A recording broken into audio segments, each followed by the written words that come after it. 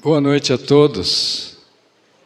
Que bom estarmos reunidos em nome de Jesus para esses estudos do Evangelho segundo o Espiritismo, que foi tirado lá do Novo Testamento, né?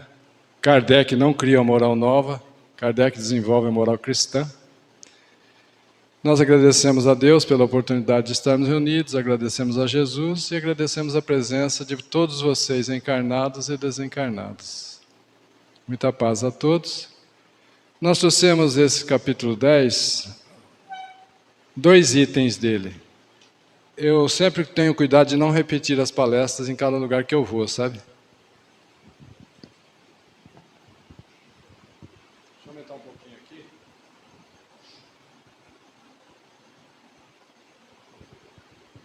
Som, melhorou? Não.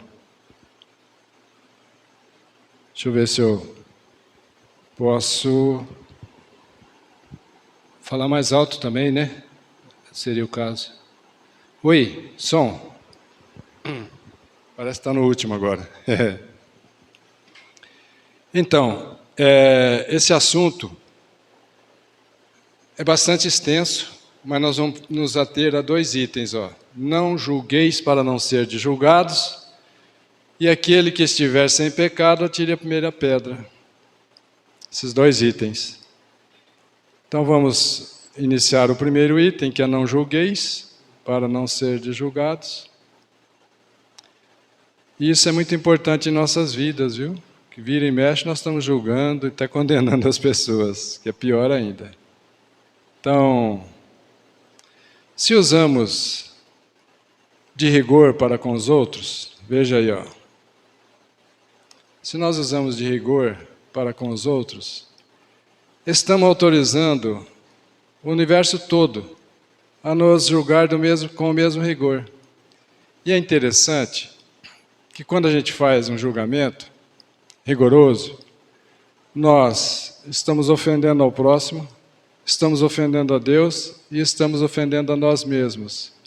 Então, uma das coisas que nós vamos ter que corrigir depois é se o julgamento que eu fiz é muito rigoroso, que eu fiz para com o próximo, então na hora eu vou ter muita dificuldade do auto-perdão, porque eu vou me julgar também com muito rigor, percebe? Além das outras implicações, complicações, tem essa. Se eu sou muito severo para com o próximo, eu serei muito severo para comigo e entrarei num arrependimento, num remorso muito difícil, muito dolorido, percebe? Se usamos de benevolência e misericórdia para com todos, também receberemos muita benevolência e muita misericórdia. Basta observar as pessoas, quando elas são muito exigentes com os outros, qualquer coisinha que elas fazem erradas, todo mundo cai em cima. E força, e aperta, e espreme. Porque ela é muito rigorosa com os outros. Mas se a gente é benevolente para com os outros, também receberemos muita benevolência aqui, Quer sair não? Tá bom. Isso é muito importante também que a gente tome esse cuidado, né? Então, a censura lançada sobre os outros pode ser por 2 motivos. 2 motivos podem ser considerados na censura. Reprimir o mal. Por exemplo, alguém está fazendo alguma coisa errada, a gente leva 1 tonelada de amor e algumas gotas de verdade, e em particular a gente conversa com essa pessoa. Aí funciona. O outro motivo é desacreditar essa pessoa. Esse último motivo, desacreditar a pessoa, nunca tem desculpa, pois vem da maledicência, falar mal da vida alheia, e da maldade. E ainda é pior quando se chama a atenção dos outros em público, né? Como aqui, Não é isso? Muito cuidado então, né, gente?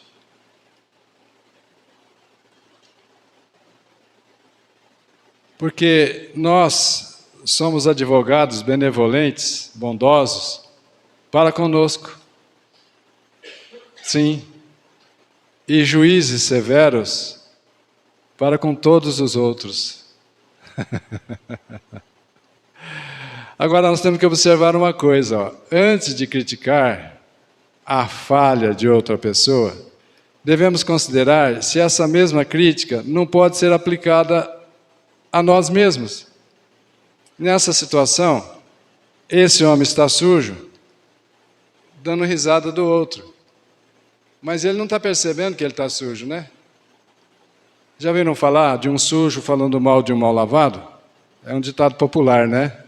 Tem também um outro ditado que é assim, ele senta em cima da cauda e fala da cauda alheia. Está cheio dessas coisas, né, gente? Ainda nesse mesmo ritmo, a vizinha da roupa mal lavada. Conhecem? Eu vou mostrar para vocês aqui. Ó. Essa vizinha aqui, todo dia observava que a outra vizinha do lado estava com a roupa aparentemente mal lavada, né? Está vendo?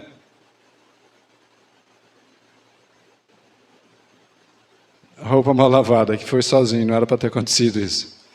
Era surpresa. Aí o que aconteceu? Todo dia ela chamava o marido dela e falava assim, maridão, olha que vizinha porca. Ela não esfrega a roupa, ela lava a roupa muito mal. E todo dia ela fazia isso. E todo dia. Um dia ela levantou e viu assim, ó. Nossa, que beleza. Maridão, vem cá ver. A vizinha está cuidando melhor das roupas, está caprichando, está lavando melhor. Você viu, querido? Você viu que ela está lavando melhor a roupa? Ele disse assim, foi eu que lavei. Aí ela ficou brava. Você lavou a roupa da vizinha? Ele falou, não, lavei a nossa janela. Então os nossos olhos costumam ver os defeitos dos outros, os vícios, os erros. E muitas vezes o problema está em nós, né? Porque na verdade, ó, depois que ele lavou a vidraça, ficou assim. Bom, continuemos. Não julgueis para não ser julgados. Com este ensinamento, não julgueis para não ser julgados, Jesus faz do perdão um dever. Pois não existe ninguém que dele, do perdão, não tenha necessidade para si mesmo. É mais ou menos assim, ó. Nós, imperfeitos que somos, vocês já viram porco-espinho? Já, né? Nós somos comparados com porco-espinho. Nós nos relacionamos uns com os outros, mas acabamos nos machucando um ao outro. Se isso é inevitável, que a gente se machuque porque somos imperfeitos, é necessário, é urgente que a gente use do perdão. Senão não tem relacionamento, não tem como a gente conviver.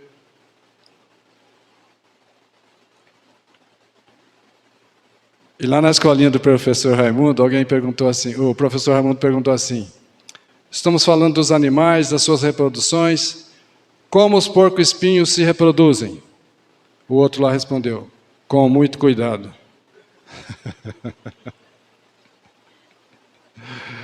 Qual a intenção de uma censura? Vamos fazer aí um resuminho nosso agora, né? Nós já falamos um pouquinho, vamos fazer uma tabelinha aqui, ó. A intenção da censura, desacreditar a pessoa, é um grande mal.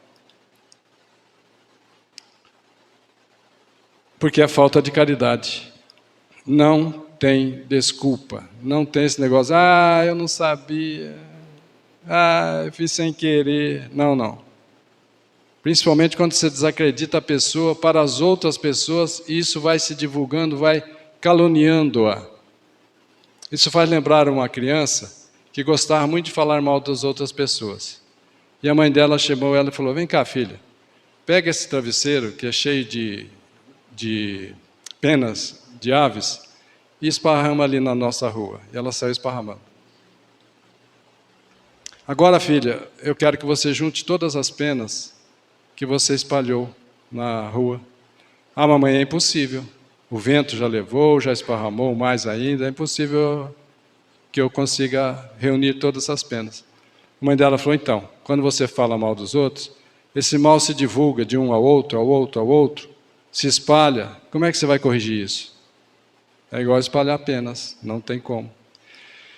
Se a intenção for reprimir o mal, com uma tonelada de amor e gotas de verdade, resultará num bem. Isso é bom. Se resultar num bem, pode ser, né, é louvável, e pode ser, e até pode ser um dever fazer isso. Mas tem que tomar muito cuidado para ver se não vai ofender a pessoa, principalmente em público, né? Mas autoridade moral para censurar, quem tem e quem não tem. Como é que é isso? Os que não têm autoridade para censurar são os que violam a lei. Por exemplo, um pai que fuma e diz para o filho, você não deve fumar, eu não quero que você fume.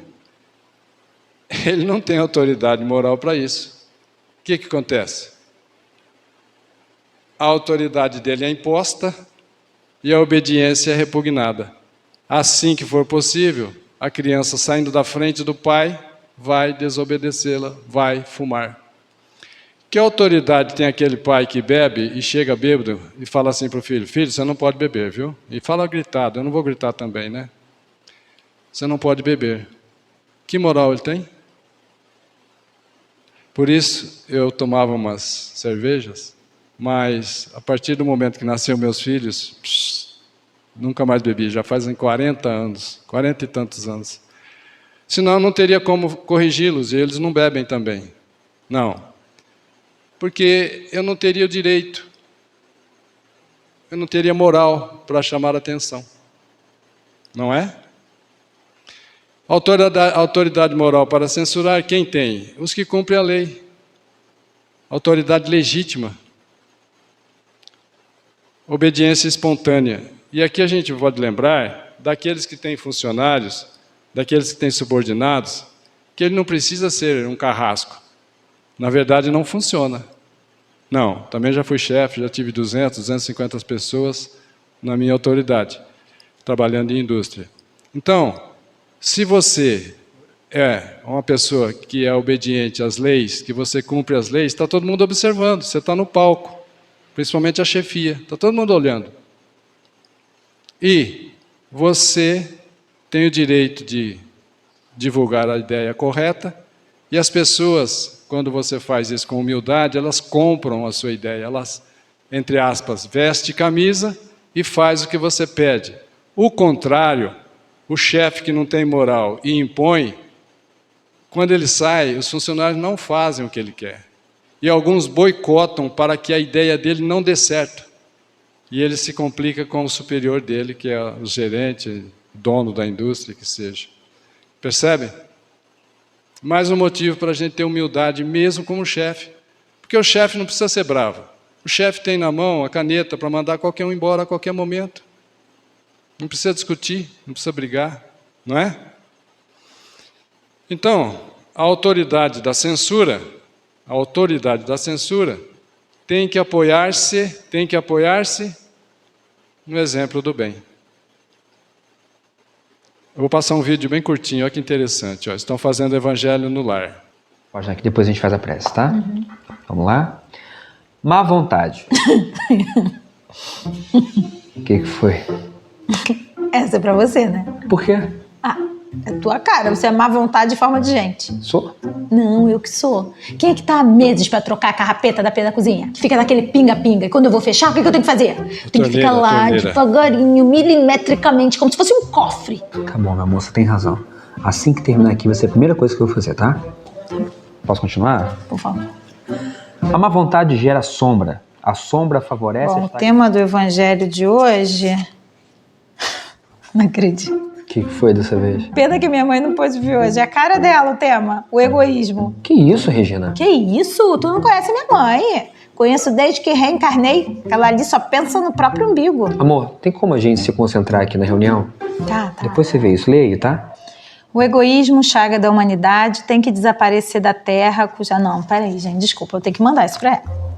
Mãe, ó, tu não veio hoje no culto, olha só o que caiu. Egoísmo. Tem que ver. Então, semana que vem, nosso tema vai ser fé e caridade. Podia chamar teu irmão pra participar, né? Por quê, Regina? É, cara dele. Fé e caridade pro teu irmão é igual caviar. Nunca vi nem...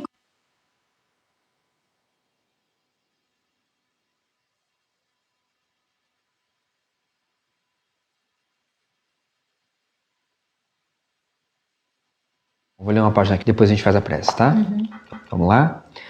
Má vontade. O que foi? Essa é pra você, né? Por quê? Ah, é tua cara. Você é má vontade de forma de gente. Sou? Não, eu que sou. Quem é que tá há meses pra trocar a carrapeta da pia da cozinha? Que fica naquele pinga-pinga. E quando eu vou fechar, o que eu tenho que fazer? Eu tenho que ficar lá, devagarinho, milimetricamente, como se fosse um cofre. Tá bom, minha moça tem razão. Assim que terminar aqui vai ser a primeira coisa que eu vou fazer, tá? Posso continuar? Por favor. A má vontade gera sombra. A sombra favorece... Bom, o tema do evangelho de hoje...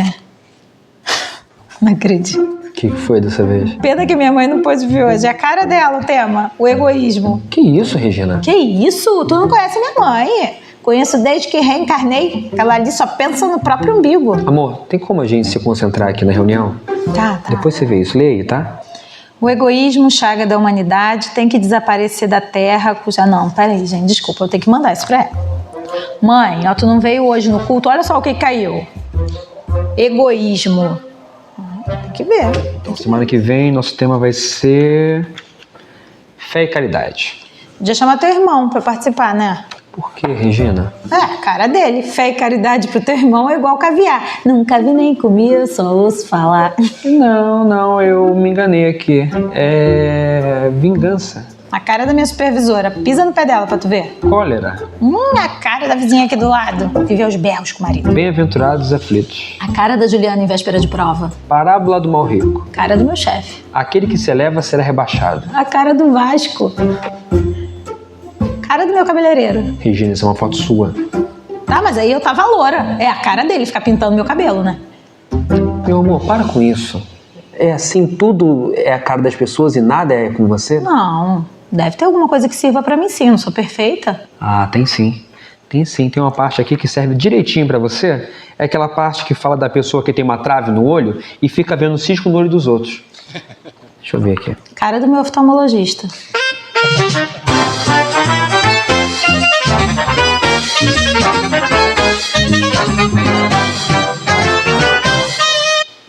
O pior é que tem disso mesmo, né? Mesmo na casa de oração, tem gente que chega e fala assim, nossa, a sua palestra hoje, minha sogra precisava ter vindo. Meu cunhado, não sei quem, precisava ter vindo. Eu já ouvi isso várias vezes, dentro de casa de oração.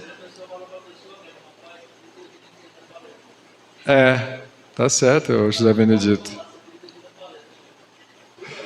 Verdade. Então vamos passar para o próximo item? Tudo bem até aí? Aquele dentre vós que estiver sem pecado, atire a primeira pedra.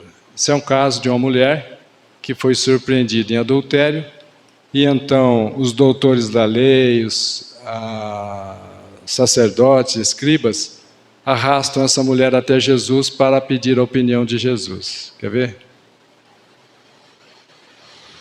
Então os escribas e os fariseus levaram uma mulher que havia sido surpreendida em adultério. Fizeram a mulher ficar... Ela vindo aí, ó. É do filme Jesus de Nazaré, a artista é Cláudia Cardinale. Os mais novos não vão saber quem é. Mas era uma artista muito bonita. Chamaram lá os doutores da lei. E os doutores da lei... Os doutores da lei vão chamar Jesus, porque eles estavam sempre procurando uma maneira de armar uma arapuca, de uma armadilha, para que eles pudessem prender Jesus. Olha aí Jesus, no filme, né? E fizeram a mulher ficar de pé no meio do povo e disseram a Jesus: veja, gente, quem tem direito de ficar vigiando a vida dos outros, né? Quem tem direito de arrastar o outro até a praça pública para ser julgado? Trouxeram só a mulher adúltera. E o adúltero? Cadê? Ninguém adultera sozinho, né? Mestre, olha só como é que eles são dóceis, esses que armam arapuca para Jesus. Mestre, essa mulher acaba de ser surpreendida em adultério. Moisés nos ordena, na lei de Moisés, apedrejar as adúlteras. Essa era a lei que estava em vigor naquela época. Por que apedrejava as mulheres adúlteras e não apedrejava os homens adúlteros? É simples. Na constituição do corpo físico, as mulheres sempre perdem, pelo menos na grande maioria, né, para os homens. E então, pela força bruta, eles impunham a lei que queriam. Era o direito da força bruta. Essa fase nós já passamos. Depois nós começamos a entrar na força do direito. A força do direito. E como Jesus estava ali, eles queriam arrumar essa arapuca para prender Jesus. Qual é, portanto, vossa opinião, Jesus, a respeito disso, da mulher adúltera? Ela estava indefesa, não tinha ninguém que defendesse ela, e ela por si só também não tinha como se defender, né? Isso aí acontecia com frequência, viu, gente? Eles diziam isso para Jesus, querendo a opinião de Jesus, a fim, com o objetivo, de ter do que acusar Jesus. Mas Jesus, baixando-se, escrevia com o seu dedo na areia. Veja, a pergunta ela é delicada mesmo. Por quê? Se Jesus responde, olha, pode apedrejar a mulher, que moral ele teria para vir ensinar a lei de amor? Ele veio para isso. Ensinar e exemplificar a lei de Deus, que é a lei de amor. Ele não podia fazer isso. Não se permite que ninguém seja assassinado assim, né? Também se ele dissesse assim, não pode apedrejar. A lei de amor, a lei de Deus não permite isso. Mas e a lei de Moisés que estava em vigor? Então você desobedece a lei de Moisés, está preso.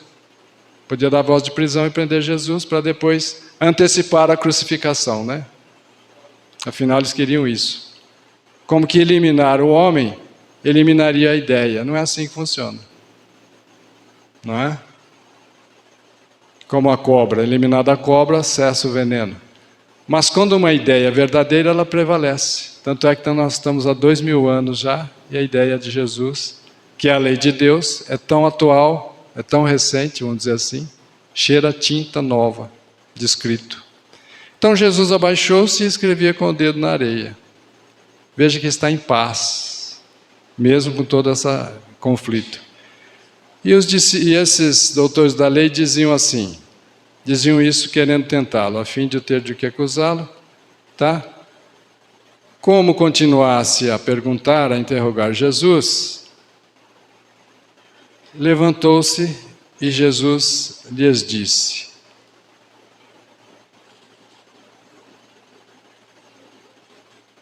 aquele dentre vós que estiver sem pecado, lhe atire a primeira pedra.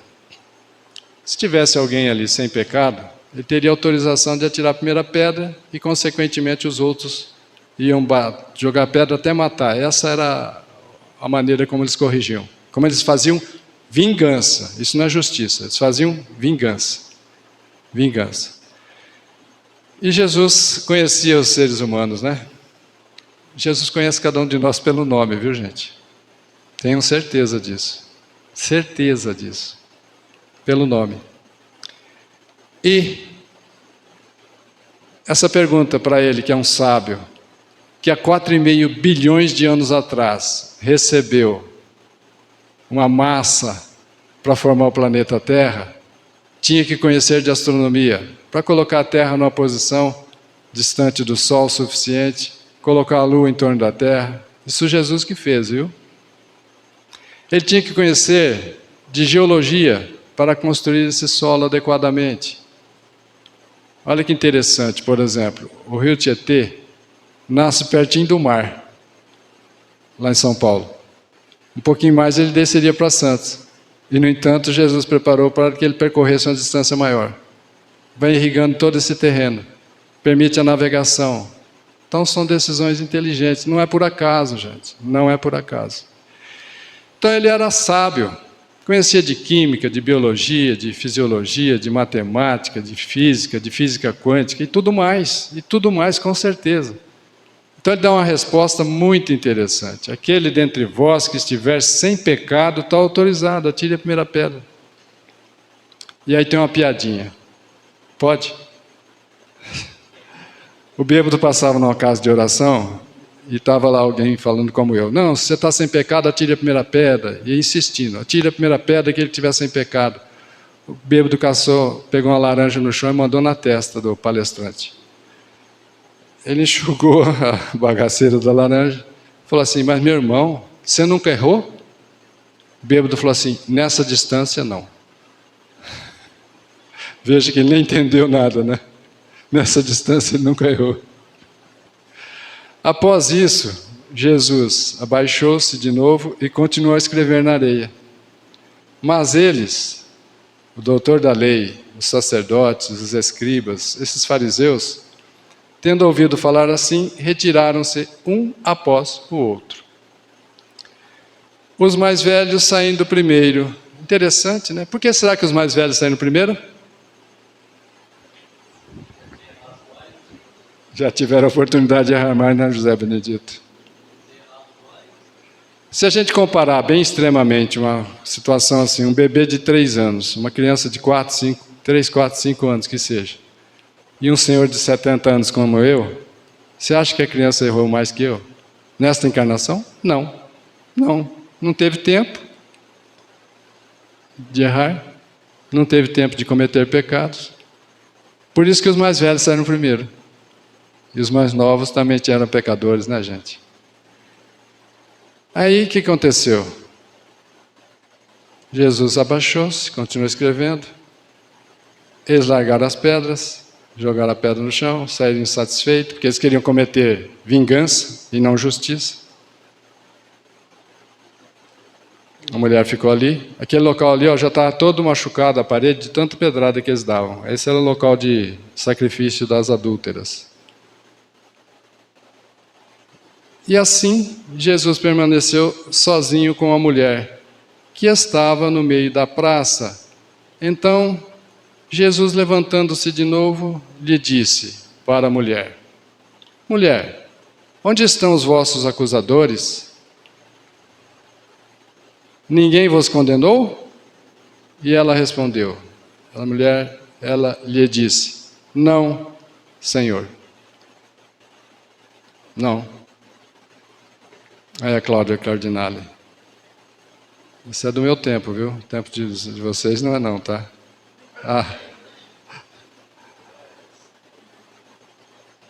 Jesus disse para a mulher, Jesus lhe respondeu, eu também não vos condenarei. Olha que interessante, um pouquinho antes.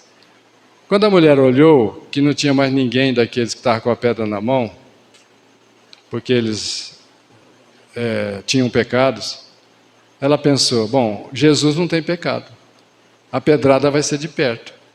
Ela pensou, né? Pode ter pensado, não conhecia bem Jesus. A pedrada vai ser de perto e vai ser certeira, a primeira já mata. E Jesus simplesmente não é disso, né, gente? Jesus sempre acolhia as pessoas com um olhar amoroso, consolador, de paz. E Jesus lhe respondeu, eu também não vos condenarei, ide, vá, e no futuro não peques mais. Está lá no Evangelho de João, Evangelista, capítulo 8, versículos de 3 a 11. O João Evangelista foi o apóstolo que mais amou Jesus, era o apóstolo mais novo. João Evangelista, Jesus já havia afirmado logo no início do apostolado deles, que João Evangelista não seria crucificado, e realmente não foi. Morreu de idade, com quase 100 anos de idade. Tem uma passagem que está no livro de Francisco de Assis, ditado pelo Espírito Miramês, para João Nunes Maia, aquele mineiro lá de Belo Horizonte, em que os romanos que haviam prendido João Evangelista numa ilha de Patmos, mandaram uma ordem para aqueles soldados que agora colocassem João Evangelista num tacho de azeite, de óleo, e fervesse esse tacho por uma semana. Aqueles soldados já tinham pego amizade com João Evangelista. Eles estavam ali presos também, eles, cuidando de João Evangelista, eles também estavam presos. Eles já tinham feito amizade, então eles ficaram com tanto pesar, com o coração cortando.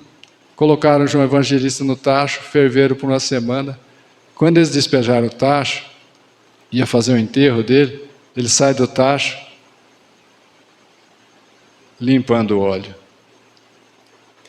Aqueles soldados fizeram uma coisa que eles não podiam, mas a coragem deles e pelo amor a João Evangelista libertaram ele. Mude de nome, vá para tal lugar, mude de nome. Aí ele passou a se chamar Francisco. E lá, nesse local, se chamava de Pai Francisco, dado o amor que ele tinha. O único apóstolo que não foi sacrificado. João Evangelista, depois reencarna no ano de 1178, 1180, mais ou menos, na Itália, na cidade de Assis, como Francisco de Assis. Ah, maravilha, né? Está nesse livro também, viu? Então essas pessoas que estavam lá, elas queriam cometer uma violência, uma vingança. E a justiça humana, daquele tempo ainda um pouco mais, ainda até hoje, né, gente? Ela é vingadora. A justiça humana é vingadora, castigadora, punidora. Então, quando a gente quer para os outros, a gente quer a justiça humana. Mas quando a gente quer para nós, a gente quer a justiça divina. Por quê? Porque a justiça divina é educadora. Veja, Deus é nosso Pai. Deus quer que nós sejamos felizes. Faz de tudo para nós sermos felizes. Deus nos aguarda com infinito amor, com intensidade profunda, nos atrai. E a gente faz muita coisa errada e acaba tendo sofrimento e aflições. Não que Ele impôs, não. A gente busca as dores e as aflições com as próprias mãos. Então a diferença da justiça divina é que ela é educadora, restauradora, regeneradora e salvadora. A justiça divina ela é lenta, tranquila. Não tem, Deus vai com o tempo e não com a pressa, com o tempo. Veja, quando dois sócios numa empresa, um desses sócios acha, por egoísmo, de ficar com a parte do outro sócio também para ele. Então ele mata o sócio e fica com tudo. A justiça humana, no máximo que vai acontecer é prender esse sócio por alguns meses, por alguns anos que seja. Mas não vai devolver esse dinheiro para ele. Ele já faleceu. Nem vai devolver a vida. A justiça humana, vamos só pegar esse exemplo, tá? Tem várias opções, esse é um exemplo. Então a justiça humana não devolve a vida do sócio. Mas como age a justiça divina? Uma das possibilidades é, você tirou a vida do sócio, agora você vai devolver a vida para o sócio. Como? Vai nascer no seu lar. Então você devolve a vida. E a herança? E aquela fortuna que você tomou do sócio? Tudo que você agora ganhar, amontoar, vai ficar para quem? Para o seu herdeiro, que é o seu ex-sócio, que você assassinou. Então essa é uma das possibilidades de correção da justiça divina, que ela não falha. Olha que interessante. Erros, defeitos como defeito grave, vamos pegar pesado, orgulho, egoísmo, falta de fé, ódio, defeitos graves. Erros, os mais variados, né? Vícios, também os mais variados, aí que nós todos conhecemos bem. Esses erros, defeitos e vícios, nós vemos ou nós não vemos? Olha que interessante. Veja aqui, ó, José Benedito. Vamos ver se a gente consegue ler. Consegue ler? Nós não vemos. Olha lá, vai melhorar. Os defeitos que estão em nós. Aqueles que já veem o defeito que está nele, já evoluiu, né? Ver o defeito é um grande passo, porque tem muitos que não percebem que estão com defeito. O próximo passo é corrigir os defeitos. Olha, nós não vemos os defeitos que estão em nós, mas nós vemos com muita clareza os defeitos que estão nos outros. É isso mesmo ou não? Aqui também em Valparaíso é assim? Nós não vemos. Vamos ver agora se dá para ler. Conseguem? Conseguem? Conseguem, né? Vocês já estão evoluindo. Vocês já conseguem ver os erros que estão em nós. Olha lá, ó. Focou, né? Nós não vemos. Mas nós vemos com facilidade os erros que estão nos outros. E por último, nós não vemos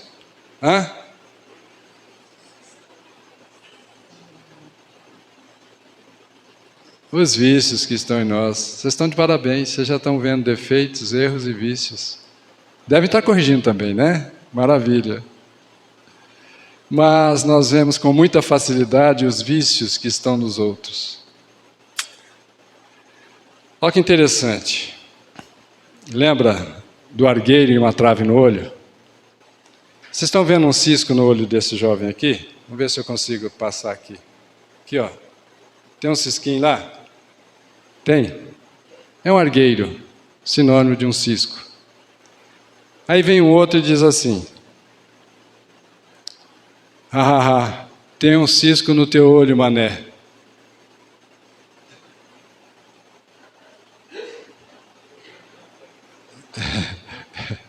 É assim ou não? Quantas vezes a pessoa tem um defeito muito maior do que o do outro e chama a atenção do outro duramente? Na política está cheio disso, né, gente? Nos níveis jurídicos também, né? Infelizmente, instabilidade jurídica, problemas graves. Oremos por eles, viu? Deus seja louvado para que eles consigam ter força e coragem para corrigir esses erros. Porque todo aquele que está plantando maldade, injustiças, iniquidades, ele está até contente, sorrindo. Está plantando. Plantio é livre, não é? Você planta o que quiser, onde desejar, na quantidade que escolher. Mas e a colheita? Colheita é obrigatória. Aí é a hora do choro, ranger de dentes nas trevas. Podem sorrir, a palestra terminou. Vocês não vão sorrir, não?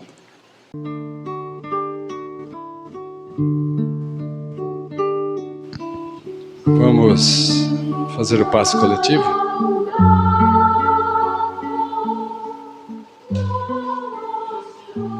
Senhor.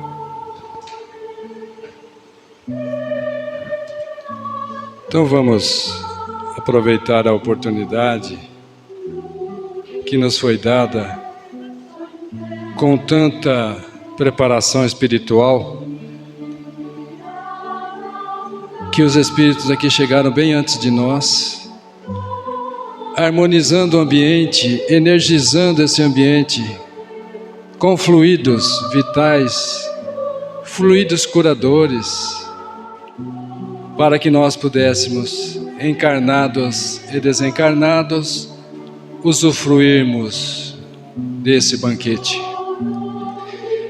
Nós agradecemos inicialmente a presença de todos, encarnados e desencarnados.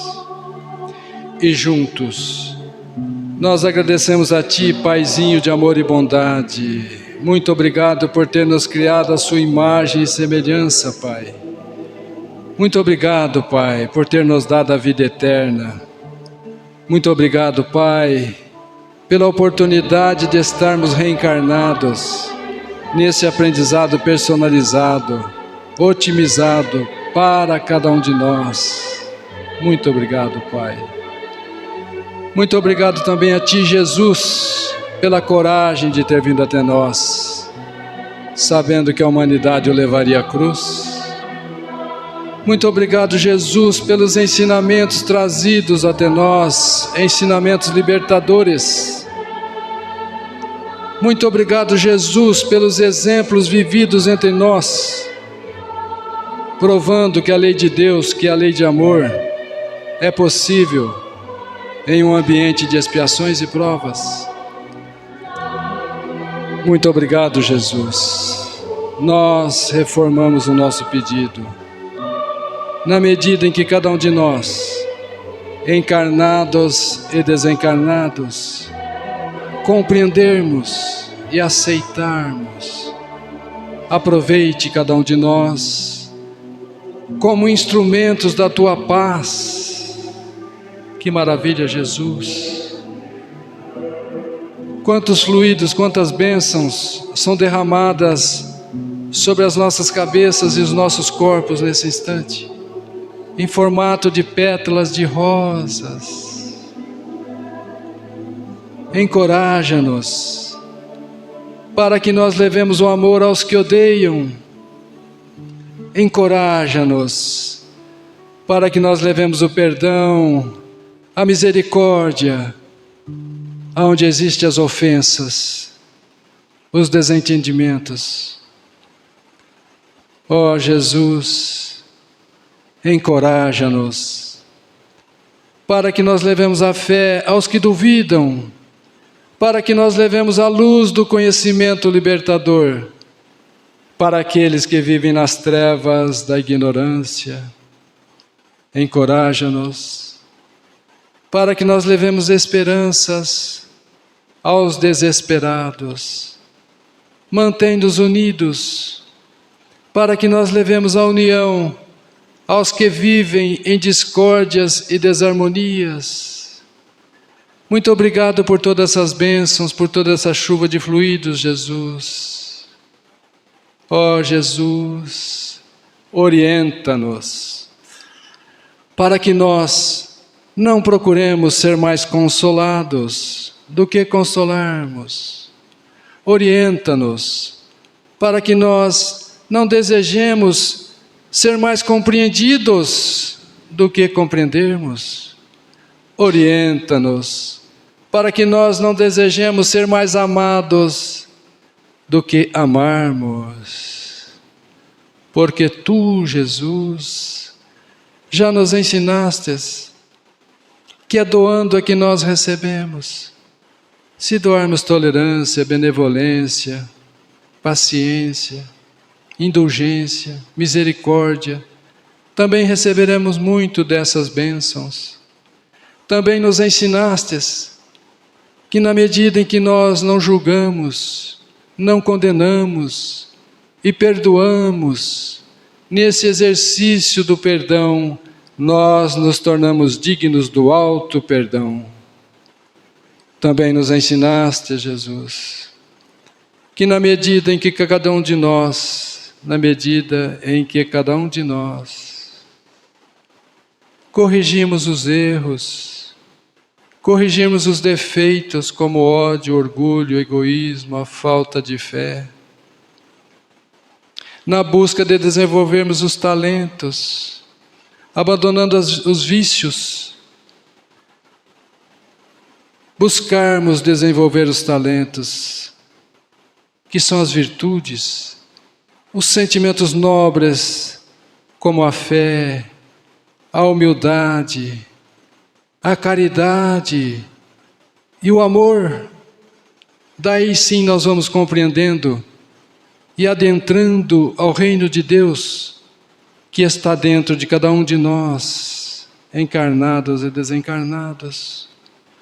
Te pedimos mais, Jesus, que essa chuva de bênçãos, de fluidos, de energias salutares, possam ser armazenadas por cada um de nós aqui presentes, encarnados e desencarnados, para levarmos aos nossos lares, aos nossos ambientes de trabalho, onde quer que nós formos, e que as nossas humildes vibrações, dos nossos sentimentos, nesse instante em que estamos recebendo tanto, que os nossos sentimentos possam se somar a essa chuva de bênçãos, para serem canalizados aos leitos de dores, aos hospitais, serem levados às creches, serem levados também às penitenciárias, para tocar o coração de cada um daqueles nossos irmãos, para que juntos possamos seguir-te, Jesus, nesse retorno ao nosso Pai, bonzinho, Paizinho de amor e bondade. Muito obrigado, Jesus. Muita paz a todos.